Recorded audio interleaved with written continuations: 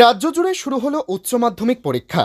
হুগলির খানাকুল থানার অন্তর্গত রামনগর অতুল উচ্চ বিদ্যালয়ে উচ্চ মাধ্যমিকের পরীক্ষার্থীদের শুভেচ্ছা জানাতে উপস্থিত হন খানাকুলের বিধায়ক সুশান্ত ঘোষ মহাশয়।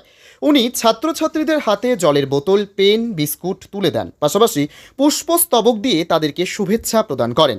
সুশান্ত বাবু ছাত্রছাত্রীদের উদ্দেশ্যে বলেন, তারা যেন ভালো করে মনোনিবেশ করে পরীক্ষা দেয় এবং তিনি সর্বদা পাশে আছে বলে জানান। আজ উচ্চ মাধ্যমিক পরীক্ষার প্রথম দিন।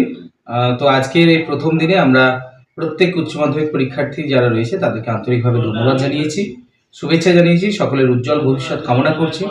সেই সময় পরীক্ষার প্রত্যেকটি দিন আমরা প্রত্যেকটি ছাত্রছাত্রীর পাশে থাকব, প্রত্যেকটি সেন্টারে আমরা যাব। আজ থেকে আমরা শুরু করেছি, এখনও 3-4টে সেন্টার আছে, সেই সেন্টারগুলো আমরা আজকে যেতে পারিনি। তো আগামী দিন আমরা প্রত্যেকটি জায়গায় পৌঁছাবো। সেই সঙ্গে তাদের যাতে কোনো সমস্যা না হয় সেদিকটাও আমরা দেখছি।